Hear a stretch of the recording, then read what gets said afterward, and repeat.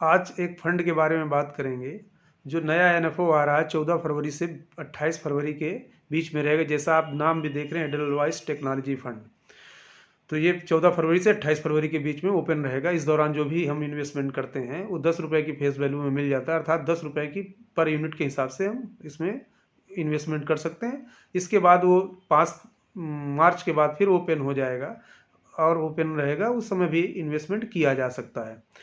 अब जब भी हम बात करते हैं कि टेक्नोलॉजी फंड के बारे में, तो लोग ज़्यादातर जो मोबाइल में WhatsApp, Twitter, Facebook, Instagram, email और इसी तरीके की चीज़ें जानते हैं कि हम केवल टेक्नोलॉजी का इस्तेमाल अपने दिनचर्या में केवल बैंक में पैसा ट्रांसफ़र करने में या इंटरनेट बैंकिंग से के लिए और दूसरा मेल करने के लिए, अपने मैसेज भेजने के लिए, इन्हीं सब में जानते हैं। लेकिन आप और भी यदि ध्यान दें तो टेक्नोलॉजी हमारे जीवन में कहाँ कहाँ पहुँच गई है और किस क्षेत्र में नहीं है, और लगातार ये बढ़ती ही चली जा रही है।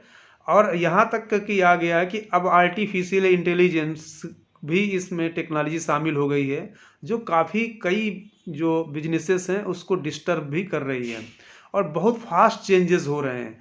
ऐसे में जो भी कंपनियां इस क्षेत्र में काम कर रही हैं, तो क्या आपको नहीं लगता है कि इन कंपनियों का भी ग्रोथ होगा? आप अभी बहुत हाल ही में चैट जीपीटी आया था और कितना पॉपुलर हुआ, उससे लोग कितना काम करने लगे हैं।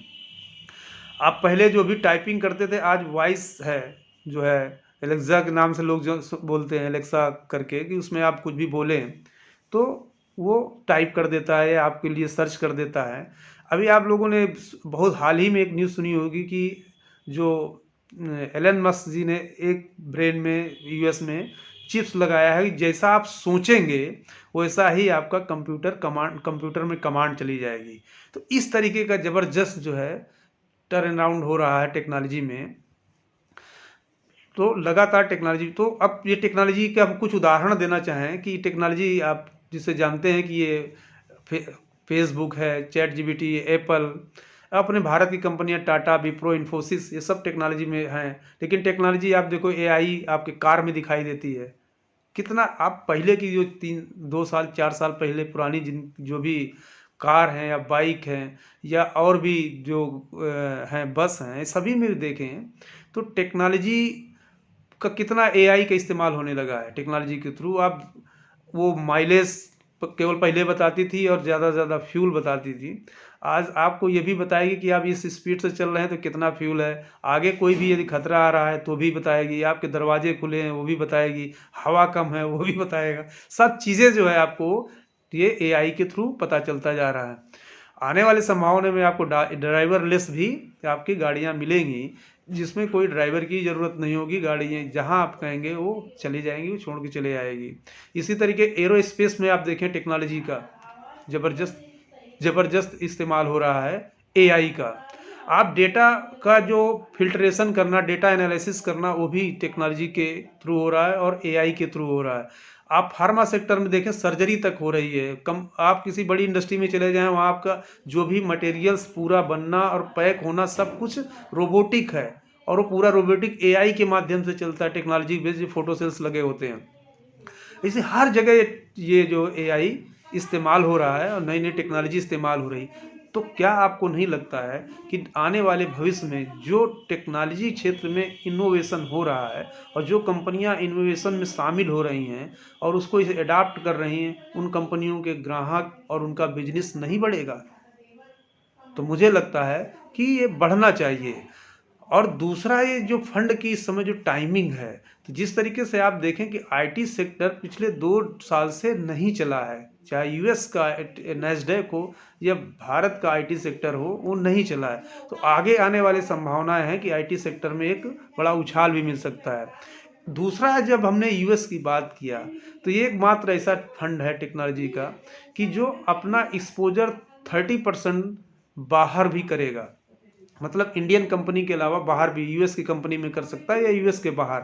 तो यूएस में जिस तरीके से आप देख रहे हैं कि टेक्नोलॉजी क्षेत्र में एआई का काफ़ी ज़्यादा इस्तेमाल हो रहा है, और वहाँ इस फंड को एक मौका मिलेगा कि अपना एक्सपोजर वो वहाँ बढ़ा सकते हैं, 30% तक ले जा सकते हैं। तो जो लोग यूएस की कंपनियों में इन्वेस्टमेंट करना चाहते हैं, या करने की सोच रहे थे, चूँकि हमको डायरेक्ट वहाँ यूएस के स्टॉक खरीदने को नहीं मिलता है, तो इस फंड के माध्यम से वो इन्वेस्टमेंट किया जा सकता है। तो यूएस में जैसा आप अल्फ़ाबेट, माइक्रोसॉफ्ट, बहुत सारी कंपनियों का नाम जानते होंगे, तो उन सब कंपनियों में भी एक्सपोजर लिया जा सकता है। और जिस तरीके से यूएस में एआई पे काम हो रहा है और यहाँ भी हो रहा है, बहुत सारे आप देखिए कि आप रिमोट्स, आप बैठे कहीं हैं और कंट्रोल कहीं हो रहे हैं, यहाँ तक परमाणु रिएक्टर, परमाणु ऊर्जा, यहाँ सब में भी एआई का ही काम हो रहा है। तो आगे जो फ्यूचर है वो एआई का है, और एआई में जो भी कंपनियां काम करेंगी, ऐसा लगता है कि उनका ग्रोथ बहुत अच्छा रहेगा। तो ये फंड में जो लोग बाहर का एक्सपोजर प्लस जो टेक्नोलॉजी में इन्वेस्टमेंट करना चाहते हैं, तो एक बेहतर विकल्प ये फंड बन सकता है। तो ऐसे में अब ये निवेश करना न करना आपके विवेक पर है, लेकिन ये हमेशा ध्यान रहे कि म्यूचुअल फंड जो है बाजार के जोखिम के अधीन होता है। तो अपनी रिस्क प्रोफाइल, अपना टाइम होरिजन और अपनी समझ, उसको देख करके या किसी की एडवाइस लेकर के ही इन्वेस्टमेंट करें। और ये इसमें लमसम और एसआईपी दोनों की जा सकती है। तो यदि लमसम कर रहे हैं तो एसआईपी ज़रूर करें, जिससे इसका जो आपका रुपी कास्ट एवरेजिंग भी हो जाएगा और फंड का जोखिम भी कम हो जाएगा।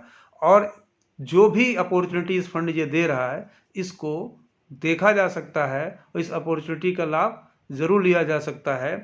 अब इस फंड का जैसे हमने बताया भी कि 14 तारीख से लेकर के 28 तारीख रहेगा। भारत में और भी टेक्नोलॉजी फंड हैं, जैसे आदित्य बिरला का डिजिटल फंड, टाटा का, आईसीआईसीआई का टेक्नोलॉजी फंड, अभी एचडीएफसी ने हाल में लॉन्च किया था। लेकिन ये एकमात्र ऐसा फंड है जो बाहर भी अपना एक्सपोजर देगा, 30% तक बाहर भी ये इन्वेस्टमेंट कर सकता है। जिन लोगों